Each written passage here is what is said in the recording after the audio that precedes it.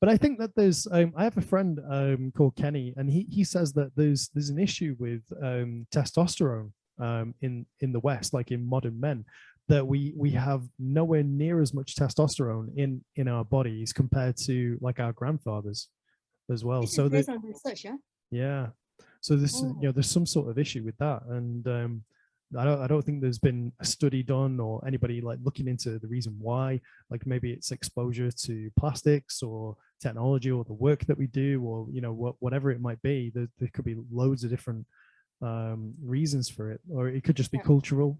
Like it's Well, I yeah. think it's possible. All those factors that you mentioned, I think there's a high possibility as well. Mm. Yeah, it could be environmental or cultural or psychological. It's weird. Yeah, Yeah, very yeah, very strange.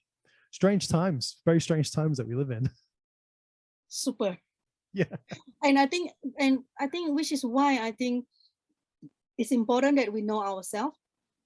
It's important that we know our values, what's important to us, what do we stand for, so that we are not easily influenced by our society, by the media, by what people think is good for us, that we are trying to live the way that the society are expecting us to be, but we are going against our authentic best self. So I think at the end of the day, the self-mastery is really important. Yeah, and personal responsibility as well, individual Excellent. responsibility. Yeah, yeah, for the things that you do and how you act in a society as well. Yeah. Yeah. You mentioned responsibility. I think nowadays a lot of people think that life, like they think that what the kind of life that they have is what they could have, like they accepted that this is the best that they could have, whereby and although they are so unhappy about what they have now, they just stay stuck there, Mm.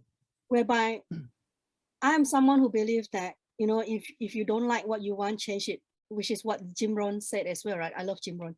He said you're not a tree, so if you don't like it, you can move. Yeah. So the reason why I chose my nickname Rainmaker is because I believe that if there's no rain, we make the rain. So if there's no door, we build the door. So we can make things happen.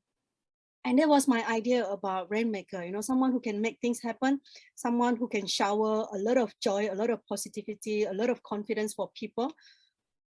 And yeah, I think the way we see ourselves is so important. It decides whether or not we are taking responsibility to create the kind of life that we want, or we are letting other people dictate the kind of life that we live. Mm.